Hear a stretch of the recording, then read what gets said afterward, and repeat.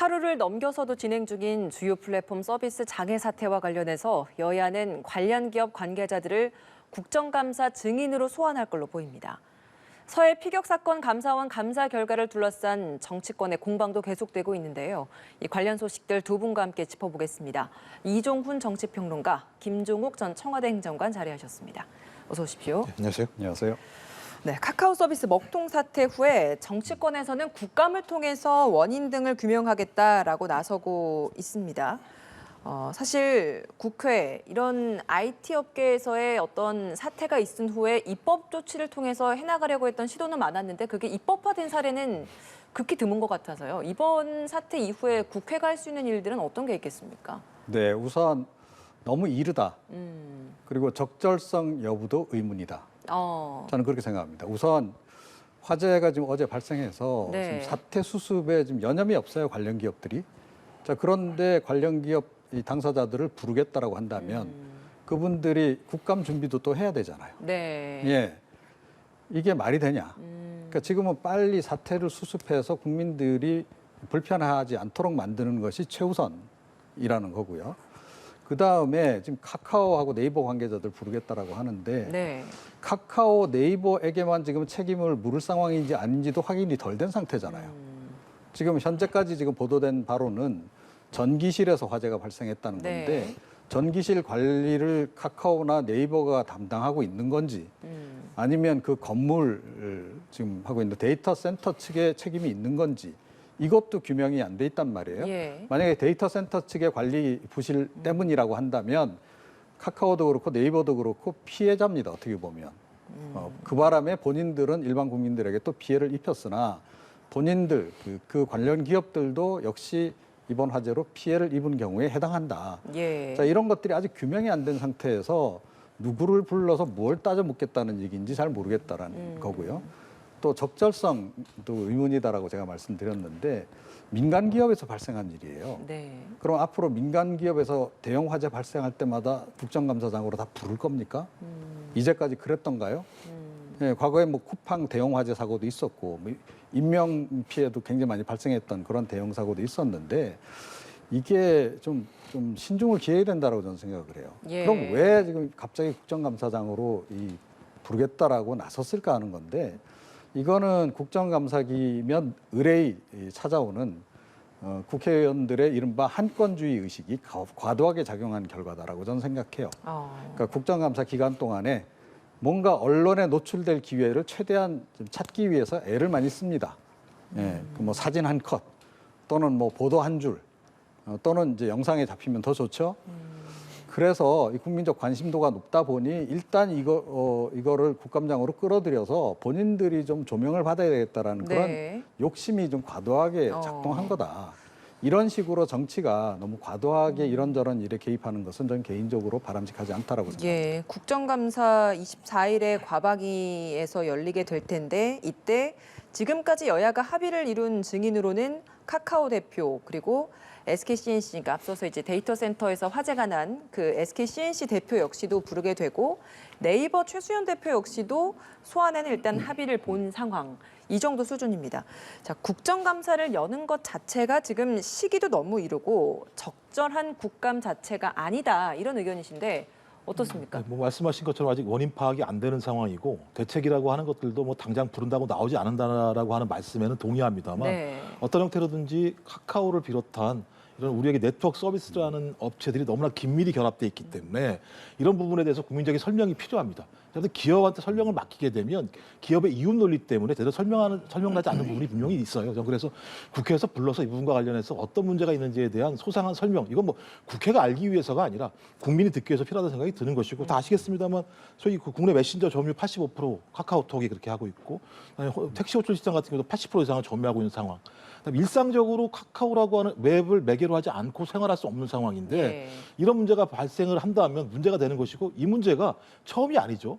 올해만 하더라도 제가 알기로 2월, 7월, 9월, 10월에 2건 이런 화재와 관련된 문제는 아닙니다만 예. 계속 네트워크상의 문제가 발생했던 측면들이 분명히 있습니다. 이런 부분에 대한 전반적인 점검은 필요하다. 여기에 대한 안정성들을 가지고 있어야지 이것을 사용하고 있는 어떤 사용자분들 같은 경우도 신뢰가 갈 수 있는 측면들이 분명히 있다는 측면 하나 하고요. 네. 또 하나는 이 문제가 기업의 개인적인 사적인 이윤뿐만 아니라 정부의 업무들도 일정하게 또 아웃소싱하는 내용들이 분명히 있어요.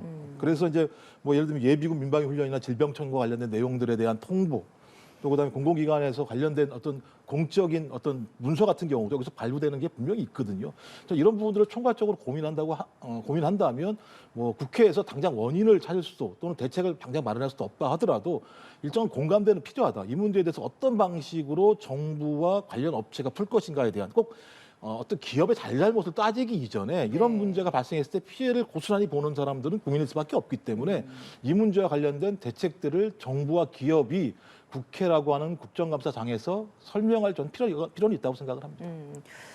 앞서서 이제 이 시기적으로 국감 시즌이다 네. 보니까 국회의원들이 뭐 카메라에 한 번 더 잡히기 위해서 이걸 딱 노리는 것이다라는 말씀도 하셨는데 사실 과거에 이제 KT 아현지사 화재 당시에도 그렇고 이게 굉장히 화제가 될 때는 이 국회의원들이 입법이나 이런 노력을 굉장히 많이 한단 말이에요. 네. 근데 이게 입법화돼서 이제 통과되기까지는 사실 그런 사례가 많이 발견되지가 않아서 이런 부분 역시도 이제 이번 역시도 어떤 입법 조치도 그렇죠. 필요할 것 같은데 이게 실질적으로 이제 입법까지 만들어지기에는 국회의원들 어떤 노력이 좀 더 필요하겠습니까? 끝까지 챙길지 일단 의문이고요. 예. 그리고 마치 이번 같은 경우에 제가 이제 이 왜 시기적인 문제를 얘기하냐면 마치 불이 나기라도 기다렸다는 듯이 이렇게 화급하게 결정할 사안이냐는 거예요. 네. 예. 뭐 국회에서 부를 수 있습니다. 충분히 국민적 피해가 뭐 심각하다라든가 또 피해 보상 관련해서 여러 가지 논란이 발생한다든가 그래서 뭐 정치권이 개입해야 될 필요성이 있을 때 그때 관련 상임위원회에서 불러서 예, 뭐 여러 가지 사안들을 묻고 또 뭐 책임 추궁도 할 수 있고 예. 충분히 그래요. 그런데 지금 바로 그거를 해야 되는 때냐는 거예요. 더군다나 국정감사장으로 굳이 부르려고 하는 이유가 과연 뭐냐는 겁니다. 예. 제가 보건대는 이번 같은 경우에는 사태 일단 다 진정되고 지금 소방당국이나 관계당국이 지금 원인 규명을 하고 있잖아요. 원인 규명이 좀 되고 난 상태에서 책임 소재가 좀 나오고 그다음에 이제 피해 관련한 여러 가지 이제 보상 문제도 이제 앞으로 이제 굉장히 국민들 사이에서 뜨거워질 겁니다. 뭐 그런 게 어느 정도 논란이 좀 많이 좀 이렇게 축적이 된 상태에서 네. 그때 시점에서 부르는 게 맞다. 제가 보건대는 뭐 한 달 뒤 정도 뭐 이 정도가 되지 않을까 대략 그렇게 예상하는데 예. 이건 뭐 불이 나기 무섭게 바로 불러가지고 지금 이분들 정신도 없지 않겠어요? 그런 상태에서 뭘 물어봐야 아마 원하는 대답도 안 나올 겁니다. 그러면 이제 버럭버럭 큰 소리나 지르다가 그냥 끝날 가능성이 굉장히 높은데 예. 이건 그야말로 쇼에 지나지 않는다라는 그 얘기를 제가 드리는 거고 조금 예. 전에 굉장히 날카로운 지적을 해주셨는데요. 이렇게 사태가 터질 때마다 국회의원들이 떠들썩하게 몰려들어서 뭐 목청을 높이고 하지만 실제로 그걸 입법으로 추진해가지고 성과물을 내놔야 될 단계에는 흐지부지 되는 경우가 굉장히 많다라는 거예요. 예. 이번 단만 마찬가지일 겁니다. 제가 뭐 거의 뭐 이렇게 예단하다시피 해서 좀 죄송하긴 한데 예. 이제까지 국회의 그동안의 전례로 볼 때 이 건을 끝까지 챙겨서 이 성과로 내고 정말로 향후에 이런 일이 발생하지 않도록 재발하지 않도록 뭘 조치를 취한다거나 그런 노력을 하는 국회의원들은 제가 사실은 거의 못 봤습니다. 예, 부디 그 예단이 이번에는 좀 틀리길 기대해 보겠습니다. 자, 윤석열 정부 첫 번째 국정감사 이제 반환점 돌았습니다. 일주일 남겨놓고 있는 이 현 시점에 국정감사 지금까지의 성적표를 주신다면 어떻게 주시겠습니까? 잘 줘야 30점. 100점 만점에 30점인 예, 거죠? 그렇습니다. 그래서 이건 뭐 과락도 한참 과락이다. 뭐 여야 할 것 없이 다 똑같이 말씀을 하시는 예, 거죠? 그렇습니다. 뭐 조금 전에 보니까 이제 뭐 색깔론에 관해서도 쭉 설명하는 그런 그 순서가 있었는데요. 그야말로 깃발만 나붙겼다. 예, 서로 양진영에서 이건 뭐 거의 그 광화문 광장에서 우파단체, 좌파단체들이 집회하는 거하고 뭐가 다릅니까? 예, 그냥 그 집회 현장에서 할 말들 국회의원들이 지금 다 하고 있고, 예. 예, 결국은 뭐 그야말로 성과를 내야 되는 그런 국정감사장에서 아무런 성과물도 내놓고 있지는 못하고 지금 국정감사 제대로 하려면 뭘 해야 될까요? 그리고 특히 여당, 저는 여당 책임이 크다라고 보는데 여당이 지금 뭘 해야 됩니까? 지난 문재인 정부 5년 동안에 국정 제대로 운영했는지 이런 국정감사 과정을 통해서 그런 거 잘 따져봐야 되는 거 아니에요? 특히 임기 말에 어떤 일이 있었는지를 이 국정감사 과정을 통해서 정책적으로 제대로 잘못 대응했던 측면들, 요즘에 문재인 정부 탓 많이 하잖아요. 그러면 도대체 뭘 잘못해놨길래 지금 이 여러 가지 문제들이 발생했고 이거를 현 정부가 대응하는 과정에 어려운 부분이 뭐가 있는지에 대해서 국정감사장을 통해서 그런 것들을 다 국민들에게 소상하게 알리고 그럼 앞으로 어떻게 할 건지 방향성을 찾아가고 이제 그래야 되는 상황인데, 여당이 지금 앞장서서 지금 뭐 굉장히 지금 뭐 여러 가지 이제 이런 뭐 종북 프레임을 비롯해서 그런 프레임 전쟁을 더 주도하는 그런 모습을 지금 보이고 있다. 네. 이게 과연 바람직하냐. 그리고 야당도 사실은 마찬가지죠. 뭐 이재명 대표 국정감사 시작하기 전에는 뭐라 그랬습니까? 뭐 민생국회 이야기하고 최근에 또 얼마나 또 민생 입에 달고 다닙니까? 그죠? 자, 그러면서 정작 이 중요한 국정감사가 열렸을 때는 지금 본인이 나서서 지금 정치투쟁을 좀 하고 있어요. 이게 지금 제대로 돌아가는 상황이냐. 국민들이 이걸 보고 도대체 무엇을 느끼겠느냐 하는 거 좀 양당 모두 지금 반성을 지금 굉장히 해야 한다라고 생각합니다. 예. 30점 주셨습니다. 몇 점 주시겠습니까? 저는 점수를 주기가 좀 어렵다. 아. 뭐라고 주기가 좀 되게 어려운. 제가 방송에 나와서 만약에 점수를 좀 과하게 주면 제가 욕을 얻어먹는 상황이 되는 거죠. 그러니까 그만큼 국민들이 여야 정치에 대한 불신들이 상당히 강하고요. 거기에 부응할 만한 내용들을 내놓지 못하고 있는 측면이기 때문에 점수를 주더라도 기준이 있어야 점수를 줄 수 있는데 기준을 잡기가 어려운 상황이라는 생각이 분명히 들고요. 적어도 총선이 앞으로 근 2년이 남았는데 이렇게까지 싸우는 저는 경우를 잘 본 적은 없어요. 특히 이번 같은 경우는 총선 전쟁을 너무 많이 벌였거나 또는 내부의 내용들을 봉합을 하기 위해서 소위 국정감사라는 공간을 통해서 너무나 많은 정쟁들을 만들어내는 것이 아닌가라는 의구심이 분명히 있는데요. 네. 윤석열 대통령이 말씀하신 게 분명히 있잖아요. 복합 위기라고 말씀하셨고 네. 지금 상황 전 세계 경제가 위기라고 얘기를 하고 있고 그다음에 지금 전체적인 경제 전문가들 같은 경우가 내년이 가장 추운 겨울이 될 거라는 얘기를 하고 있는 상황입니다. 거기다가 유럽은 이미 침체라는 얘기를 하고 있는 상황인데 우리도 예외일 수 없는 측면들이 분명히 있는 거죠. 거기다가 러시아가 우크라이나를 침공하게 되면서 세계 공급망 위기랑 전술핵 위기까지 등장하고 있고 우린 또 미사일 발사 또 제7차 핵실험 위기 뭐 이런 부분까지 지금 도래하고 있는 상황인데, 그렇다면 적어도 여야가 경제와 민생 또는 안보 이 문제와 관련해서 치열하게 경쟁을 해야 되는데 그런 경쟁들은 잘 눈에 안 보이는 측면들이 분명히 있는 거죠. 예. 여기다가 다 아시는 것처럼 윤석열 정부에 대한 평가가 좀 야박합니다. 이유는 경험이 부족하다라는 측면, 이런 것들이 이제 무능하다는 측면들이 있는 것이고, 또 정부 여당은 민생 정책보다는 오히려 좀 전 정부에 대한 사정 정국으로 초반에 몰아간 측면들이 분명히 있습니다. 이런 측면에 대해서 국민이 아직까지 동의하지 않는 것 같고, 또 역으로 그렇다면 여기에 대한 반사 이익을 야당이 얻어야 되는데, 야당도 계속 민생 얘기합니다만 국민들이 당신들은 민생을 입으로 얘기하는데 피부에는 와닿지 않아라는 얘기들이 많이 있습니다. 아직 시간이 남아 있긴 합니다만 제가 볼 때는 말씀하신 것처럼 30점에서 50점밖에는 점수를 주지 않을 거라는 생각이 들고요. 네. 앞으로라도 30에서 좀 50으로 올라갈 수 있도록 노력하려면 제가 볼 때 민생이에요. 다른 게 별로 없습니다. 먹고 사는 문제를 해결하지 않는 정치가 어떤 의미가 있겠습니까? 빨리 좀 정신 차리시고 남은 일정 동안은 이 문제에 좀 매진하셨으면 좋겠습니다. 예, 알겠습니다. 남은 일주일 동안의 국정감사에서는 다른 모습 기대해 보겠고요. 여야 공방이 굉장히 거센 곳이 바로 이 서해 피격 사건과 관련된 감사원 감사 결과 발표한 후의 모습입니다. 우선 민주당에서는 표적 감사였다, 파렴치한 정치 감사다 이렇게 반발을 하고 있고, 오늘도 국민의힘에서 굉장히 강하게 공세를 내놓고 있는 부분, 먼저 이 부분 제가 김종욱 전 행정관께 질문을 드리면, 국민의힘이 오늘 이야기를 하는 건 바로 그 이대준 씨 사살되기 전까지에 있었던 그 3시간 동안의 문재인 전 대통령의 행적까지 밝혀낼 필요가 있다, 이렇게 주장을 하고 있습니다. 이 부분 어떻습니까? 제가 볼 때는 어느 순간 또 감사원이 제가 볼 때는 검찰이 된 것 같은 느낌이 많이 들어요. 가장 중요한 문제는 감사원의 감사 발표가 신뢰성을 얻으려면 스스로 그런 신뢰성들을 만들어냈어야 됩니다. 근데 다 아시겠습니다만 감사원장이 국회에 나와서 감사원이 뭐라는 됩니까? 정부를 지원하는 기관이라고 얘기를 하지 않았습니까? 거기다가 대통령실 정책기획수석과 그다음에 감사원의 사무총장이 문자를, 제가 볼 때 일은 아닌 것 같아요. 본인이 이래라고 한정 짓지 않는 내용들은 적어도 2회 이상 됐다는 얘기 아니겠습니까? 그렇다면 소위 감사원이 서해 이 문제와 관련해서 지속적으로 그것이 어느 정도의 관계인지 횟수인지 모르겠습니다만 내용을 주고받았다는 거라고 얘기한다면 감사원의 정치적 중립성이라고 하는 감사원법을 스스로 어긴 측면이 분명히 있고요. 또 발표 이후에 고소를 했는데 저희 그 고소 고발과 관련해서도 마찬가지인데 감사원법에 의하게 되면 감사위원회에서 이게 의결이 돼야 되는 상황이에요. 그리고 의결이 안 될 경우는 도주 우려가 있어야 되는 건데 아니 현 정부, 전 정부에 있는 고위급 관리들이 도망갈 이유가 뭐가 있겠습니까? 절차적 하자가 분명히 있기 때문에 또 하나는 지금 감사원의 조사가 끝났습니다만 이미 검찰에서 수사가 진행되고 있는 상황입니다. 네.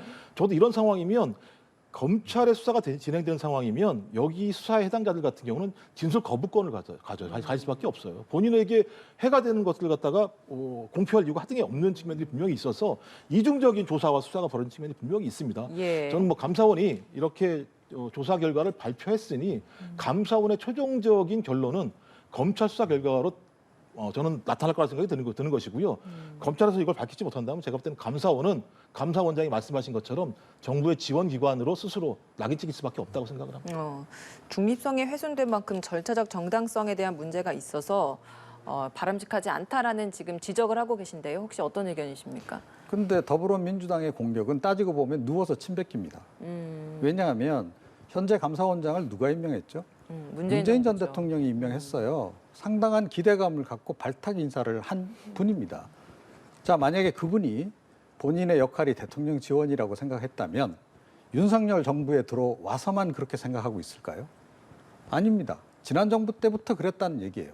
그럼 지난 정부 때 현재 이 감사원장 체제 하에서 이루어진 감사 또 다 그런 식의 감사였다라는 얘기밖에 안 되잖아요.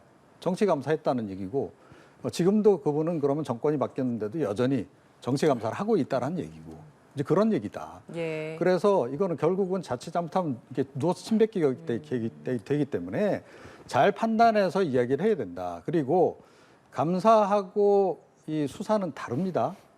그 내용에서 차이가 나요. 이번에도 확실히 확인이 됐잖아요. 보도 자료를 통해서. 감사원이 확인한 것은 자료를 통해서 그러니까 이게 제대로 맞는지 부분만 체크를 하는 거예요. 그래서 뭔가 범죄 혐의가 있다라고 생각되는 부분이 있으면 그것과 관련해서 수사 의뢰를 하는 겁니다. 이번에 감사원 감사 이 최종 결과 보고서는 아니죠. 중간 이제 결과라고 예. 볼 수 있는데 자진월북으로 볼 수 없는 여러 가지 정황이 발견됐다. 이거예요. 내용은. 첫째, 이 본인이 직접 자의로 자진월북했다면 구명동이 그래서 입고 갔고 부위를 메고 갔고 이제 이런 얘기가 근거로 활용이 됐는데 중국 어선에 올라갔던 정황이 있고 거기서 그 구명동이라든가 이런 거를 착용했을 가능성이 높은 것으로 확인이 됐는데 이 사실을 그 당시에 알고도 묵살했다라는 대목이 나온다는 거고 그 다음에 최초에 이제 그 북한군에게 발견됐을 때 그때 월북 의사를 밝혔던 것처럼 그동안은 이야기를 했는데 그때 월북 의사를 밝히지 아니한 정황이 있는 것을 또 확인했다. 그 내용들이에요. 네. 자, 그러면 이거를 수사 결과다라고 바로 우리가 단정적으로 이야기할 수는 없는 거죠. 그리고 확인한 바 증거를 통해서 확인다 하는 거지 감사원이 엄벙덤벙 정치적으로 재단을 해서 이걸 그렇게 자의적으로 해석해서 내놓겠어요? 안 그래도 지금 이렇게 뜨거운 사안을 절대 그럴 리는 없다. 그동안의 감사원의 행태를 보더라도 그렇고 그렇다라고 생각을 하고 만약에 감사원장이 정말로 정치적으로 본인이 뭔가를 해보겠다라는 의지가 있다면 오히려 이회창 전 총재처럼 했어야 되겠죠. 위에서 그야말로 요구가 들어오더라도 대쪽 정신으로 반박하고 그런 식의 감사를 객관적이고 엄정한 감사를 했다면 오히려 떴겠죠. 그죠? 그리고 정치에 정말 뜻이 있었다면 오히려 지금 같은 경우에는 윤석열 대통령하고 맞대결을 해가지고 지금 민주당 정권에서 임명된 분이기도 하니 민주당 쪽에서 향후에 공천도 받고 거기서 정치도 하고 이런 길을 택했겠죠. 그런데 이게 마치 정치적인 어떤 의도를 가지고 대통령실에 하명을 받아서 일을 한 것이냐 그렇게 지금 몰아가는 것은 과도한 정치 공세다. 저는 그렇게 생각합니다. 제가 또 사실관계만 좀 확인을 하겠는데 발탁 인사라고 말씀하셨는데 이분이 감사원 공무원이세요. 감사원 공무원 출신이기 때문에 훨씬 더 감사원의 정치적 독립성들을 잘 아시기 때문에 발탁한 거예요. 근데 이분 스스로가 예를 들어 그렇지 않은 발언을 한 건데 그 부분이 문재인 대통령이 발탁한 것에 문제가 있다라고 하는 건 그건 제가 볼 때 말이 안 되는 말씀이라는 생각이 좀 드는 거 하나하고 또 하나는 발표 내용도 마찬가지입니다. 중국 선박에서 구명조끼를 줬다고 얘기했는데 구했어야 되는 거죠. 구명조끼만 두고 다시 바다로 내보냈다라고 얘기를 하니까 많은 분들이 이제 여기에 대해서 감사원의 조사 결과 자체가 예를 들면 인과관계가 제대로 해명이 되는 거에 논란이 많이 있습니다. 그래서 말씀하신 것처럼 야당에서는 정치적인 어떤 의도가 있다라고 판단하시는 것이고 여당은 그렇지 않다고 판단하시는 것이니 나중에 수사 결과와 관련돼서 지금 수사가 벌어질 테니 그 결과를 보시게 되면 최종적으로 거기에 대한 판단을 하실 수 있을 거라고 생각을 합니다. 조금만 알겠습니다. 제가 추가 발언하겠습니다. 예. 그러니까 문재인 전 대통령이 이분을 발탁한 것이 문제가 오히려 없었다라고 제가 말씀드리는 거예요. 예. 그러니까 이분은 그때도 정치적이지 않고 지금도 정치적이지 않다라고 저는 생각을 하기 때문에 그런 기조의 말씀을 드린 거고 그다음에 중국 어선 관련해서는 이 부분 중요하기 때문에 다시 한번 제가 좀 말씀드리지 않을 수 없는데요. 그 해상에 중국 어선들이 왜 들어와 있습니까? 북한에서 어업권 그죠? 어업권 보장해주고 수수료 받고 그래서 들어와서 어업하는 경우인데 불법 조업하는 경우 굉장히 많죠. 우리 영해로 넘나들면서 조업을 해서 늘 논란이 되고 이제 그런 상황인데 한국에서 사람이 어찌됐건 한국인을 구조하게 됐는데 이 사람들이 한국 해경에 또는 한국 어업지도선에 이분을 인도하고 가겠습니까? 우리 알겠습니다. 당신 일 모르겠으니 예. 뭐 그냥 구명조끼는 우리가 입혀줄 수 있으니 그냥 당신 알아서 가시오.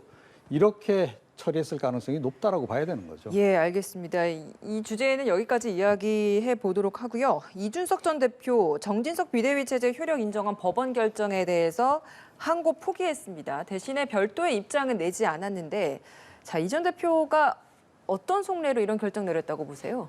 전략적 후퇴를 택했다라고 아. 생각합니다. 예. 이보 전진을 위한 일부 후퇴입니다. 그렇죠. 그러니까 여러 가지 포석을 좀 생각하는 것 같고 우선은 이제 차기 전당대회에 좀 더 주력하겠다라는 의도가 강하다라고 저는 생각을 해요. 그러니까 차기 전당대회에서 친 이준석 지도부를 구성하는 것. 그게 이제 새로운 목표가 된 것이다. 이 유승민 전 대표겠네요. 뭐 유승민 전 대표일 수도 있고 뭐 다른 또 비윤계 다른 후보일 수도 있겠죠. 아직은 뭐 다 모든 분들이 다 출마 의사를 피력한 건 아니기 때문에 지금 현재로서는 뭐 유승민 전 대표일 가능성이 높다라고 이렇게 네. 보는 거고요. 그래서 이제 만약 그렇게 이제 당에서 차기 당 대표를 미는 쪽으로 생각을 하고 있다라 그러면 당내 본인과 관련한 여러 가지 조금 불만들 이런 거를 좀 잠재워야 될 필요성도 있는 거겠죠. 뭐 책임 당원들 어찌됐건 비중이 높지 않습니까? 그래서 그 사이에서는 이준석 전 대표를 설령 과거에 지지했던 사람 중에도 이 전 대표가 최근에 너무 소송전을 계속 이어가는 거에 대해서 불만인 분들도 네. 있었거든요. 자, 그래서 계속해서 소송전만 벌여가는 그런 이제 그 전 대표라고 하는 이미지를 조금은 벗어나고 싶었을 예. 것이고 그게 차기 전당대회에서 친 이준석계 지도부를 올리는데도 훨씬 더 유리하다 이런 판단을 내린 결과가 아닌가 저는 그렇게 생각합니다. 예, 이보 전진을 위한 일보 후퇴고 그 이보 전진은 아마 차기 전당대회에서의 비윤 인사의 발탁을 만들기 위한 토대 마련일 것이다. 이런 이야기 하시는데 동의하십니까? 뭐 대체적으로서 유사한 생각을 하는데요. 뭐 법률적으로는 이미 그 당원 당규를 개정을 했기 때문에 절차적인 문제가 없다고 판단한 것 같고 예. 법원은 정당 활동에 더 이상 개입하지 않겠다라는 내부의 판례들을 따르는 과정으로 가고 있기 때문에 법률적으로 다퉈봤자 이득이 없다고 판단했던 것 같아요. 그다음에 이제 여론도 마찬가지인데 이준석 전 당대표와 관련해서 나름대로 의미 있게 내부에서 싸우고 있다는 생각을 했었는데 이게 과도하다 보니 국민의힘 지지층이나 보수층 또는 중도층 같은 경우도 좀 너무 과도한 거 아니야라고 하는 여론들이 계속 상승하고 있는 측면과 관련해서 본인 여기서는 일단 이런 측면들을 중단하고 여론전, 그다음에 세력전, 그쪽 장기전으로 갈 수밖에 없다는 생각이 드는데요. 저는 예. 당장 이번 전당대회에서 의미 있는 어떤 유승민 전 의원과의 결합을 할 것인가 좀 지켜봐야 된다는 생각이 들어요. 왜냐하면 유승민 전 의원이 지금이야 여론조사상에서 1위를 달리는 조사 지표들이 나오긴 합니다만 이 조사 지표들이 얼마나 갈 것인가 내년 한 2, 3월 정도로 예상돼 있는데 네. 이 지지율이 계속 유지돼야 될 필요가 분명히 있는 것이고요. 또 하나는 윤석열 대통령의 국정운영 지지율이 지금 상황에서 반등할 것인가 아닐 것인가도 지켜봐야 된다는 생각이 듭니다. 만약에 반등하지 않을 경우 이 보수나 중도 지지층 내부에서 소위 향후 국회의원 선거에서 적어도 국민의힘이 선전할 수 없을 거라고 하는 판단이 됐을 때 내부의 균열이나 또 세력적인 전의들이 발생할 수 있다는 측면들이 분명히 있기 때문에 저는 지금 당장 유승민 전 의원과 손잡기보다는 상황 추이를 보면서 여론전, 세력전을 만들어 나가고 만약 그런 과정에서 나름대로 유승민 전 의원이 의미 있는 여론을 등에 업게 된다면 저는 건강한 방식으로 결합을 했을 때 본인 스스로도 상당히 큰 입지를 확보할 수 있기 때문에 당분간은 좀 지켜보지 않을까 이렇게 판단이 유승민 됩니다. 전 의원 출마 자체도 아직은 좀 확실하지 않은 것 같다라는 의견을 본인 입장, 제가 볼 때 유승민 전 의원의 본인 입장은 출마로 마음이 많이 굳어진 것 같아요. 왜냐하면 이 정도 발언을 하실 정도라고 얘기한다면 하지만 이준석 전 대표가 힘을 실을지는 좀 더 지켜봐야 네, 네, 된다. 네. 알겠습니다. 자, 두 분과 함께했습니다. 이종훈 정치평론가, 김종욱 전 청와대 행정관이었습니다. 오늘 말씀 고맙습니다.